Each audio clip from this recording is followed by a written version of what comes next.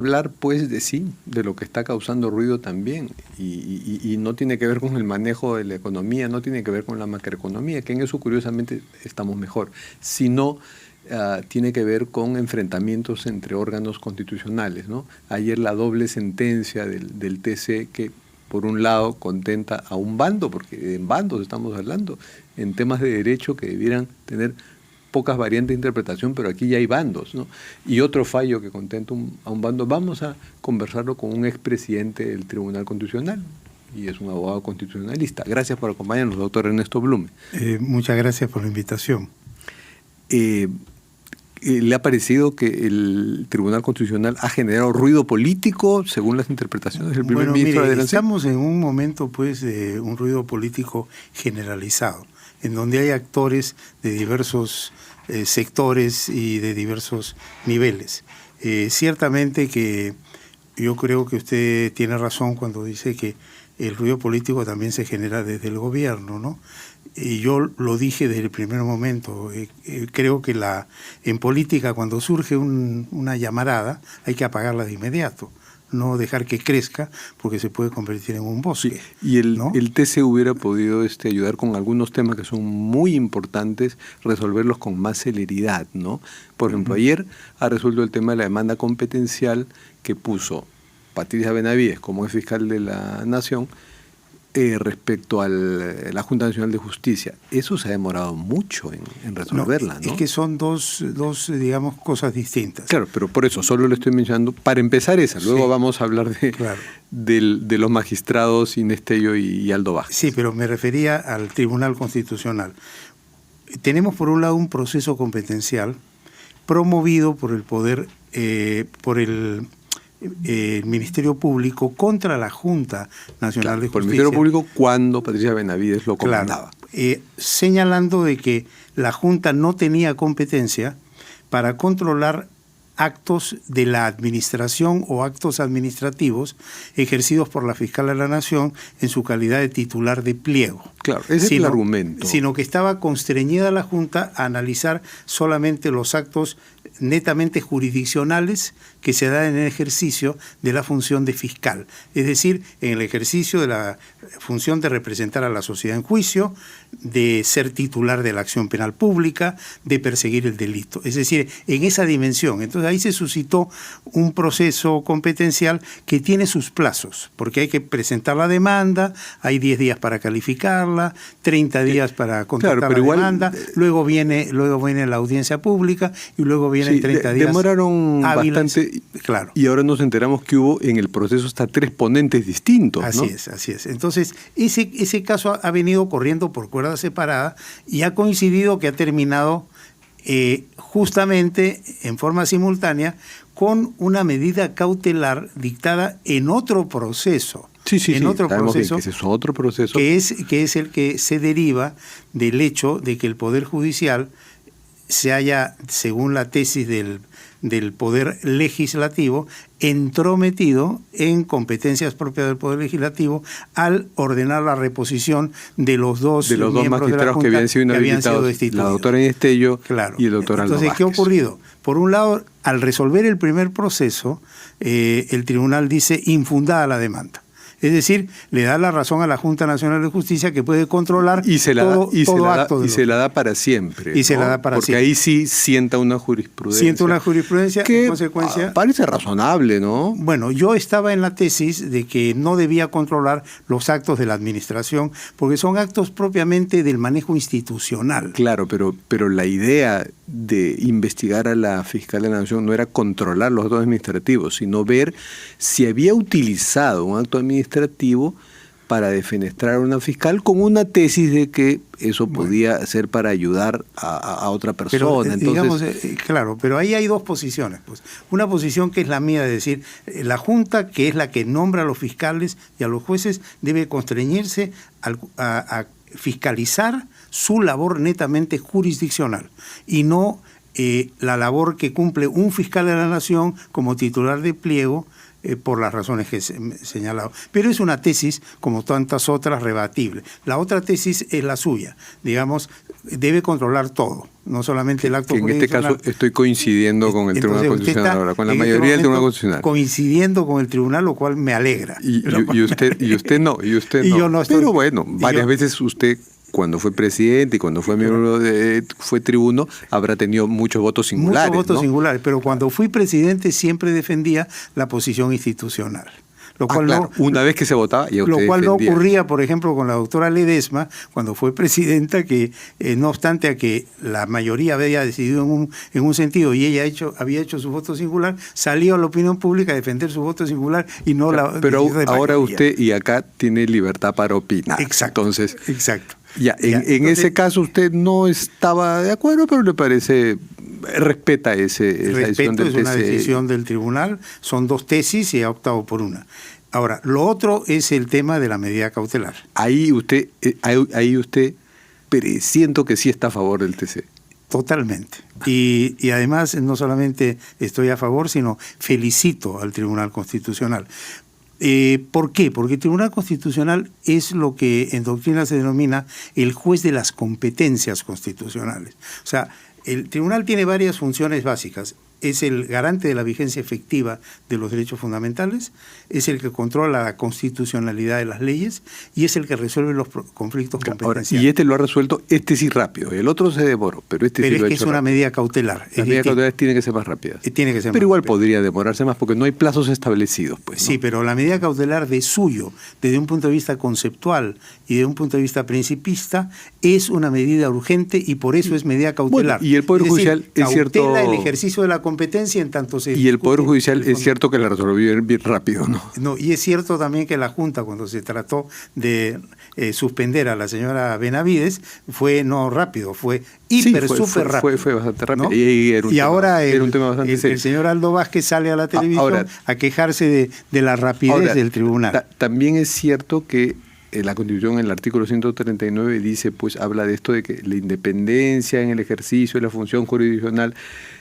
Ese es el tema. Ninguna autoridad puede abocarse a causas pendientes ante el órgano jurisdiccional ni interferir en el ejercicio de sus funciones. O sea, mientras haya un tema pendiente. Sí, pero esto dice, no es lo que yo pienso, ¿no? Dice la Constitución, nadie debiera meterse allí. Eso hay que leerlo desde mi punto de vista, partiendo de una premisa. La Constitución no es un artículo. Y no puede leerse el artículo en forma aislada, atemporal e inconexa del todo constitucional. ¿Y qué otra parte del todo constitucional justificaría lo que ha hecho el TC ayer? A partir del artículo 200 se desarrolla en la Constitución, en el título 5, lo que se denomina las garantías constitucionales. Y ahí consagra la figura, primero consagra al tribunal como el órgano de control de la Constitución, consagra las competencias del tribunal y dice que es el que define las competencias. Y por lo tanto, el artículo 139, en el inciso que usted ha citado, debe concordarse con el artículo 201 de la Constitución. Que dice, compete al Tribunal Constitucional conocer del proceso de inconstitucionalidad, conocer en última instancia las resoluciones denegatorias de habeas corpus, amparo, habeas data y cumplimiento que vienen del Poder Judicial y conocer el proceso de conflicto de competencias o atribuciones, también denominado proceso competencial. O sea que en su lectura de ese artículo 201 sí faculta al TC plenamente a meterse Así es. en temas pendientes en el Poder Judicial. Cuando el Poder Judicial, en ejercicio de sus competencias, incurre en lo que se denomina un menoscabo de competencia de otro órgano. ¿Me comprende? O sea, sí. Bueno, pero incluso, mire, yo soy imparcial, encuentro aquí en el Código Procesal Constitucional, artículo 110, sí, claro, que dice, el demandante puede solicitar al Tribunal Constitucional la suspensión de la disposición, resolución o acto objeto del conflicto, cuando se promueve un conflicto constitucional con motivo de una disposición, resolución o acto cuya impugnación estuviese pendiente ante cualquier juez o tribunal, podrá suspender el procedimiento. Por supuesto. O sea, esto también apoyaría su tesis de que el TC podía meterse en el asunto. En el proceso competencial que planteó el Poder Legislativo contra el Poder Judicial, en el caso del Defensor del Pueblo, de la elección de magistrados del Tribunal Constitucional, en el caso de la investigación contra el presidente Salas del Jurado Nacional de Elecciones y de la modificatoria de la ley universitaria, la 21.520, que habían órdenes judiciales que paralizaban lo que decía el Congreso, el tribunal puso orden y le dijo al Poder Judicial: tú no te debes meter en competencias propias, exclusivas y excluyentes del Poder Legislativo. Ahí no cabe el proceso constitucional que tú estás... pero cuando le digo no te debes meter en temas del Congreso, sí dejó la salvedad que si habían derechos fundamentales en peligro sí se podía meter, ¿no? En caso excepcional. Pero en el caso de la acusación constitucional dijo algo muy importante: solamente es revisable una cuestión de forma, pero la decisión sustantiva, si se acusa o no se acusa, si se declara que hay responsabilidad por infracción constitucional o se levanta la inmunidad, eso no es discutible en vía del amparo. Ahora, sin embargo, esta sala de la Corte Superior ha desacatado esa orden del tribunal y por 2 votos contra 1 le dio la razón a Aldo Vázquez y a la... O sea, digamos que podía meterse el TC como se ha metido ayer, pero pudo meterse y no darle la razón al Congreso, o pudo demorarse más y esperar y esperar que de pronto la Junta Nacional de Justicia decidiera lo de Patricia Benavides. Pero acá estábamos pues en un escenario sumamente especial que escapa, yo diría, a la previsión normativa del legislador, porque lo que estamos viendo es que la realidad, lo fáctico, supera lo que el legislador al hacer la ley pensó. Claro, es que el ruido político supera a la interpretación serena de la ley. Así es. Entonces, la realidad desborda lo que previó. Claro, y tenemos una realidad donde un exfiscal de la Nación está a punto de ser suspendida con la Junta Nacional de Justicia y se bajan a 2 ¿Cuál es la realidad? Magistrados. Sí, pero la realidad es que retroceda usted un poquito, señor Vivas. La realidad es que una Junta Nacional de Justicia, en un procedimiento súper rápido, sin fundamentos para mí, suspende a una fiscal. Luego el Congreso destituye a 2 que deben salir y el Poder Judicial lo repone. Pero lo que estaba pasando y lo que sabemos ahora más de esa exfiscal de la Nación es terrible, ¿no? Perdón. ¿O usted todavía sigue creyendo en ella? Mire, yo como abogado y como constitucionalista ciño mis apreciaciones al marco constitucional. ¿Y qué me dice el marco constitucional a mí y a usted? ¿Qué nos dice? Mire, nos dice: toda persona es considerada inocente mientras no se pruebe judicialmente su responsabilidad. Ese es un derecho de la persona, pero es una obligación de todos. O sea, la Constitución manda presumir inocente a la persona mientras que en última instancia no se le haya condenado. Claro. Y toda persona, cuando tenemos tantas evidencias, tenemos derecho a la suspicacia. Mire, y además la Constitución dice: la carga de la prueba está a cargo del Ministerio Público, que es el que tiene que destruir la presunción de inocencia. Y dice además: si hay duda, se favorece al reo. Son 3 principios constitucionales. Entonces acá lo que tenemos es una investigación del Ministerio Público que debe ser reservada y que por alguna razón muy censurable ha trascendido y se ha armado un escándalo. Pero usted no censura que los periodistas difundamos lo que... No, porque ustedes cumplen su rol en la medida que viene una fuente. Ustedes no tienen que revelar la fuente. Y gracias a eso los ciudadanos, ellos sabemos de muchas cosas. De muchas cosas, ha sido positivo dentro de todo. Pero en este caso específico, pero eso no puede convalidar una situación real, que es el Ministerio Público debe mantener reserva. Y él maneja esa información. Cuando vemos un espectáculo como este, que una fiscal, como es la doctora Barreto, hace una investigación y al día siguiente está en todos los periódicos, yo creo que no se está respetando esa reserva. También hagamos a partir de ahí construimos todo un tinglado. Pero hagamos la salvedad. Cuando recién en el Poder Judicial se determinará si hay responsabilidad pero o no. Hagamos la salvedad que no necesariamente el Ministerio Público filtra. Hay otros actores que tienen los documentos, abogados, la policía también. No, está bien, pero los documentos principales están en poder del Ministerio Público. Claro. Y quien diseña la denuncia y pide todas las diligencias, etcétera, es el Ministerio Público. Pero lo que se ha filtrado, que es básicamente, no es un documento del Ministerio Público, sino es la resolución judicial. Bueno, pero, o sea, entonces yo como constitucionalista opino yo no me puedo sustraer del marco constitucional. Ahora, que la realidad de los hechos haya provocado que en nuestro país pues haya una suerte de sospecha colectiva, que vivamos en una sociedad, digamos, en una especie, podemos así decirlo, de una esquizofrenia anticorrupción. No, y una desconfianza. Y una desconfianza hasta nuestra sombra. En las instituciones y en las personas que están en las instituciones. Y por eso me toca a mí como constitucionalista rescatar lo que dice la Constitución. Siempre hay que hacerlo. Y me provoca preguntarle lo siguiente, que ya no es una interpretación de la Constitución, sino usted, que ha sido presidente del Tribunal Constitucional, ¿qué le parece que pues este señor Jaime Villanueva, el asesor o ex asesor de Patricia Benavides, cuente historias pues como que oyó que unos abogados, un político, Hernán Arrioleca, y el abogado Ollón, conversaron con...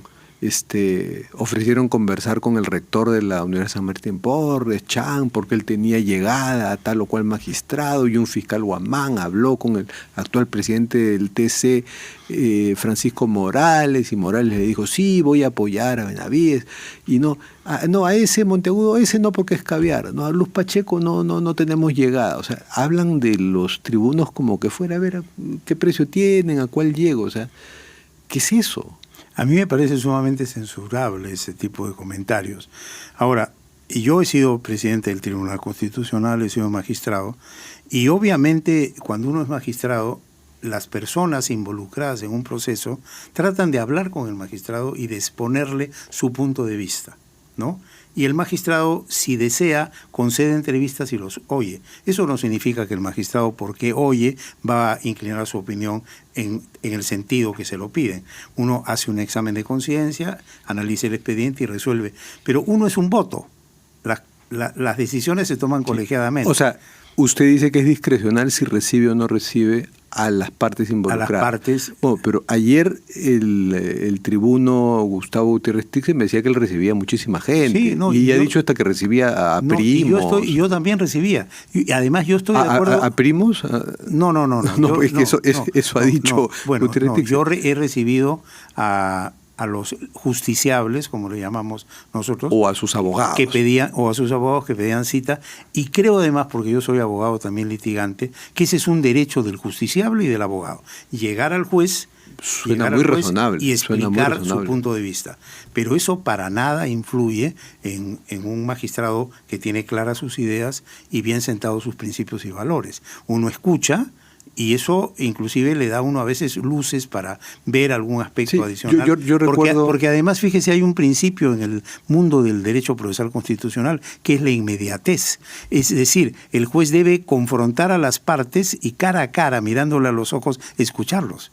Pero, sin embargo, desde el pleno que yo integré, y en parte, se ha constreñido mucho la posibilidad de hablar con los magistrados. Y se creó en el pleno anterior una figura que para mí es totalmente negativa. Felizmente se ha derogado, pero en cierta forma se ha vuelto a una figura parecida. Se creó la sentencia interlocutoria denegatoria. Entonces llegaban los expedientes... ¿Cómo es esto? Mire, llegaban los expedientes, le explico.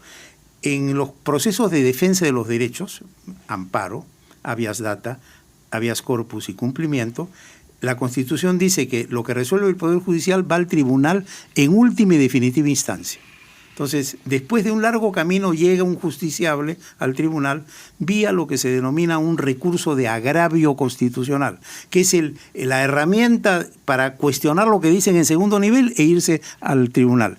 Inventaron mis colegas la sentencia interlocutoria denegatoria. ¿Qué significaba? Que 3 magistrados de 7 podían decir, este caso no tiene relevancia constitucional y lo devuelvo, sin oír al abogado, sin oír a la parte, sin admitir escrito alguno, sino rechazarlo de plano. No, siempre es bueno oír a las partes, da más apariencia, por lo menos, de debido proceso. Eso cundió en el anterior pleno y yo me opuse radicalmente y tengo como 15.000 votos singulares, y eso nadie lo sabe cuando se revisen los archivos del tribunal y digan quién fue el magistrado más garantista de todos.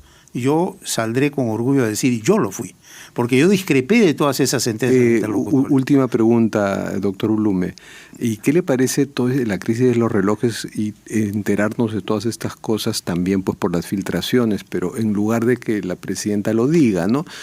que todos tienen derecho a guardar silencio, pero una presidenta tiene la obligación de darle a su pueblo una narrativa de en qué está metida. Yo creo que la presidenta lamentablemente ha carecido de un buen asesor de imagen y de una estrategia comunicacional con los medios. Porque un buen asesor de imagen le hubiese dicho, usted no puede salir a la opinión pública en mítines con ese tipo de relojes. No puede usted. Y si ya se le conocen, dígalo usted antes de que se conozca por un documento filtrado. Si se conocen, usted inmediatamente debe salir y aclarar. Yo recuerdo que cuando fui presidente del tribunal se citó un tema con respecto al seguro de los ex magistrados.